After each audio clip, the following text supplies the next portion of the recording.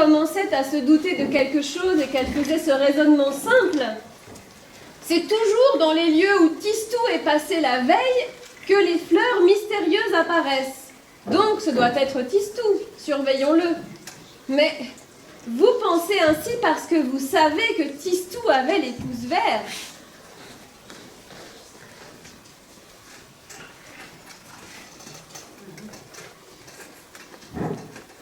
Les grandes personnes ont des idées toutes faites et n'imaginent presque jamais qu'il puisse exister autre chose que ce qu'elles savent déjà.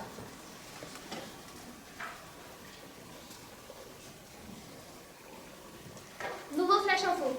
Les fleurs envahissent tous les monuments publics. Aujourd'hui, l'hôpital de Mirepoix. Le conseil municipal est dans le plus grand désarroi.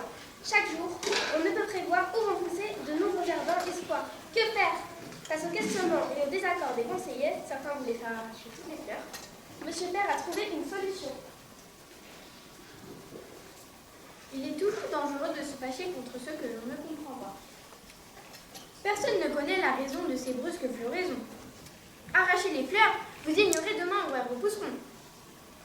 Et puis, ces floraisons sont plus utiles qu'elles ne nous gênent. Aucun prisonnier ne s'échappe plus, le quartier des taudis est devenu prospère, tous les enfants de l'hôpital guérissent. Pourquoi s'irriter? Je vous propose désormais d'appeler désormais notre ville Mirepoix-les-Fleurs. Merci, Monsieur Père.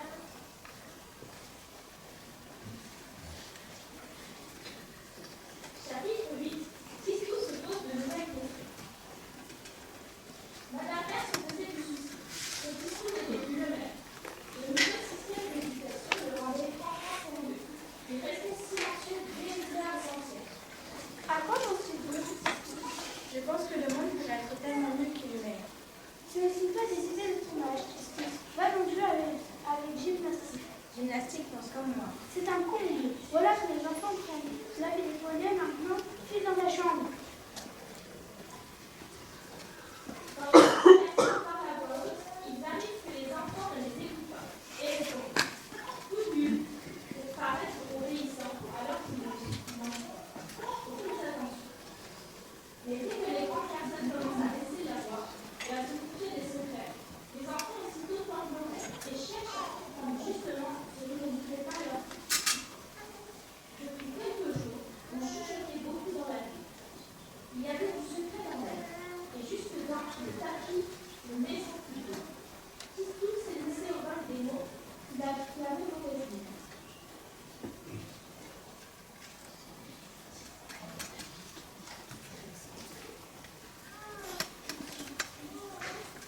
Tension. Crime. Aggravation. Guerre, c'était inévitable. Guerre, je dis guerre. Guerre, ça va fonctionner.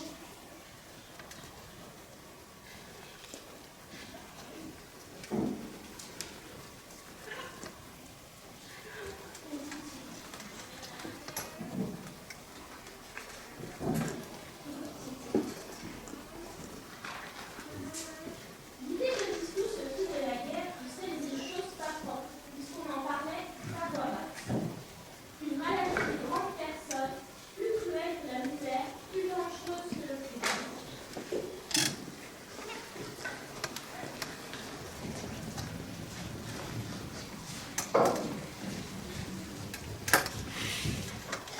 Tistou n'avait pas peur.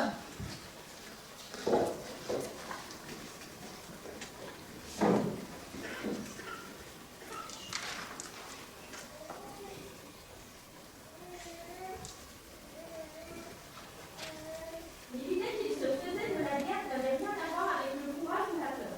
C'était une idée insupportable, voilà tout. Il voulut se renseigner. La guerre était-elle une chose aussi horrible qu'il se l'imaginait? Naturellement, il alla voir Monsieur Moustache. Je ne vous dérange pas, monsieur Moustache? Oh, du tout, mon garçon. Bravo pour la transformation de tes vies. Très fort, très bien. Mais pour que c'est plus debout, la prochaine fois, pense au jasmin. Et alors là, pour l'hôpital, félicitations. Moi qui suis plutôt solitaire, ça me rend heureux de voir la petite fille se promener ici. Merci, monsieur Moustache. Je viens de voir votre question. Vas-y. Qu'est-ce que vous en pensez? Je suis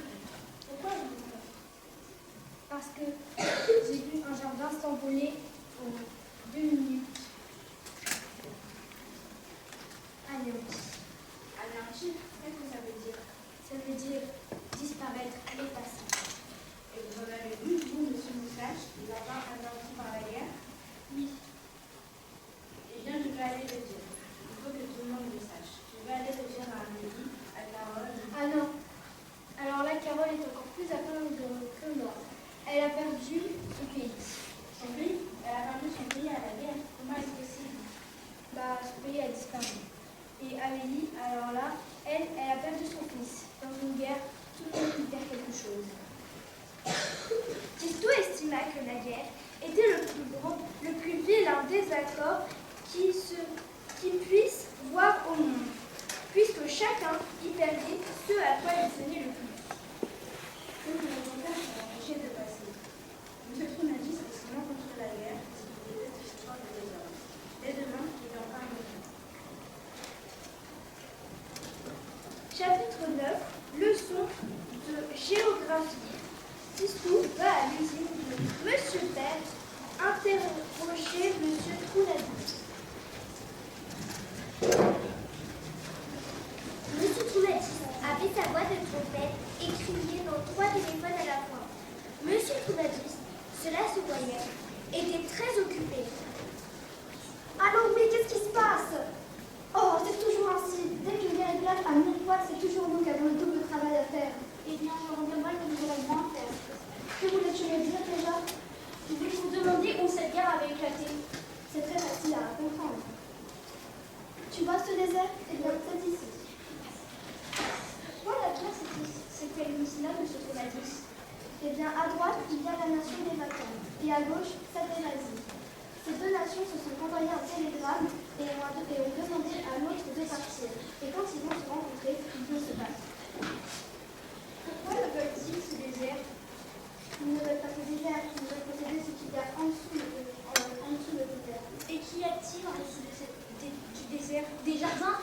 Mais non, ce n'est un désert, il n'y a rien, il y a des cailloux. Alors ces gens qui se battent pour des cailloux? Mais non, ils veulent posséder ce qui se trouve en dessous le désert. Qu'est-ce qu'il y a en dessous du désert? Il y a du pétrole. Et pourquoi le veulent-ils ce pétrole? Pour que les autres ne l'aient pas. Ils le veulent car le pétrole est indispensable pour faire la guerre. Thistou savait bien que les explications de M. Tronadis allaient être très difficiles. Il fermait mal les yeux pour mieux réfléchir. Si je comprends bien, les Vasis et les Vatans vont se faire la guerre à cause du pétrole qui est en dessous de ce désert, car le pétrole est indispensable pour faire la guerre. Eh bien, c'est idiot! Tissou, voulez-vous encore un zéro? Non, mais je voudrais surtout que les Vasis et les Vatans ne se battent pas. Bon, je vais t'emmener à mon usine. Il y a des canaux qui sont abandonnés. Suis-moi. Cette preuve de bon cœur avait sa condition avant la colère de M. Tronadis. Tu vois les deux plus gros canons? Oui? Eh bien, celui de droite est pour les Vasis. Et celui de gauche pour les Vatans. Et vous, pour qui vous, M. Tronadis? Pour les Vasis. Pourquoi? Car ce sont nos fidèles amis depuis fort longtemps.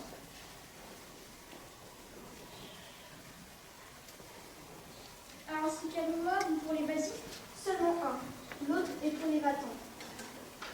Car les Vatans sont aussi nos fidèles amis depuis longtemps. C'est le commerce. Eh bien, je trouve à faux votre commerce.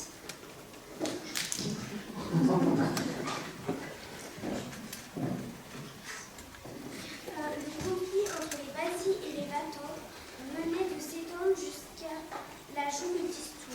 La leçon de médecine, vous le pensez bien, se terminera là. Et M. Tronadis avertit immédiatement M. Père. Celui-ci fut extrêmement chagriné. Celui qui devait lui succéder montrait vraiment un peu de disposition pour le diriger. Une si belle entreprise. Or, ce soir-là, M. Père, qui n'avait pas pris le temps de dîner et qui surveillait le travail de ses ateliers du haut d'une petite vitrée, eut une bonne surprise. Thistou était revenu à l'usine et passait lentement le long des caisses de fusils, grimpait dans les camions, se penchait dans les moteurs, se faufilait entre les grands canons.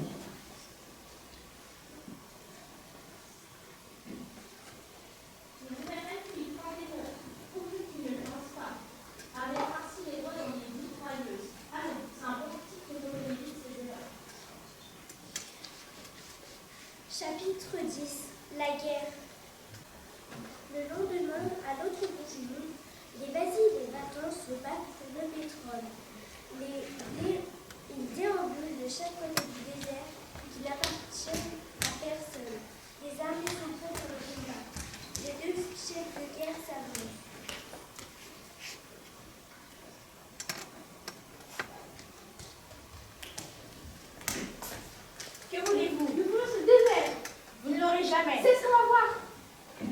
partir, vous ne gagnerez jamais. Non, partez tout de suite. Dans vos rêves. Vous ne gagnerez jamais. Chargez. Attaquez. Des fleurs. Des fleurs. Et qui nous a vendu ça? C'est monsieur. Je vais l'appeler pour lui régler son compte. Allô? Qu'y a-t-il? Non mais c'est une blague. Vos gagnants sont nuls et nuls. Ils jettent des fleurs. Vous venez de perdre un de vos clients les plus fidèles. Quoi, vous ne comprenez pas? Un simple ici? Vous me rappellerez quand vous aurez compris. Au revoir.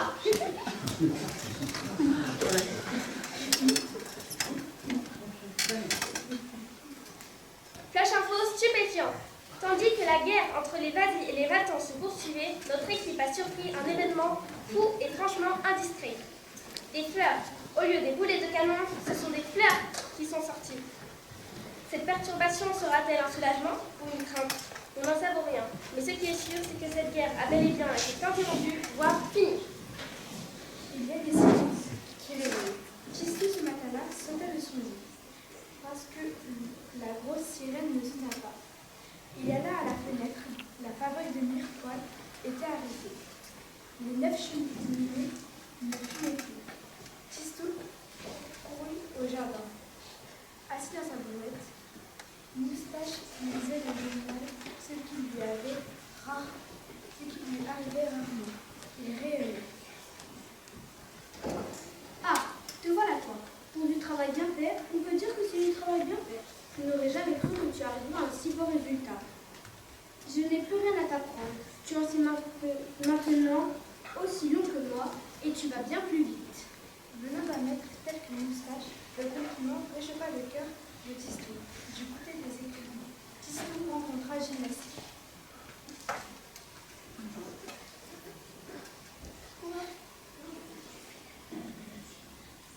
C'est merveilleux. Avec des fleurs, j'ai arrêté la guerre.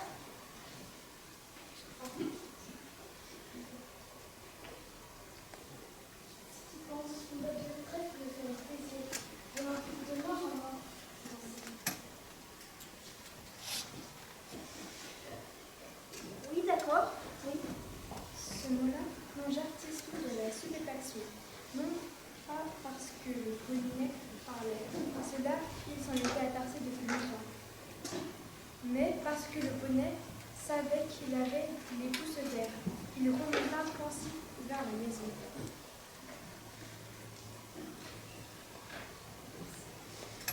Dans la maison qui brillait, les choses n'allaient pas comme d'habitude. Les vitres brillaient moins. Amélie ne chantait plus devant ses fourneaux. Carole ne faisait pas ruisseler la rampe. Madame Mère prenait son café au lait dans la salle à manger. Ou plutôt, son café au lait était devant elle. Elle n'y touchait pas. Elle vit à peine Tistou traverser la pièce.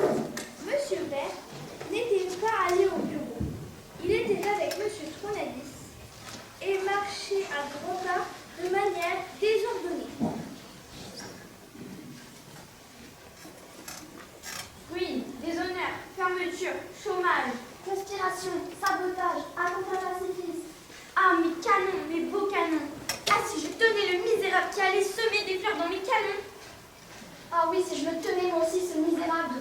Mais peut-être qu'il n'y a aucun responsable. On va mener une enquête, haute trahison. Tistou, vous le savez, était un garçon courageux. Il ouvrit la porte, se mit au centre du tapis. Face au portrait de Monsieur Grandprère, il prit son souffle. C'est moi qui ai semé les fleurs dans les canons.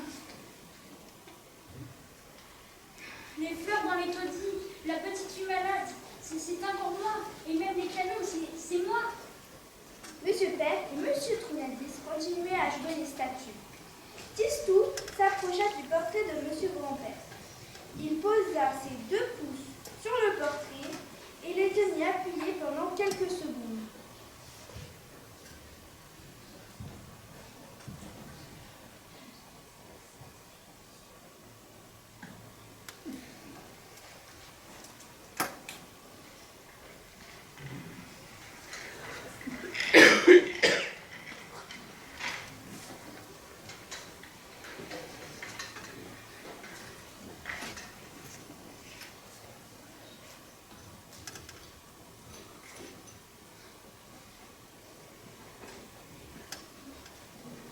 Et voilà, j'ai les pouces verts.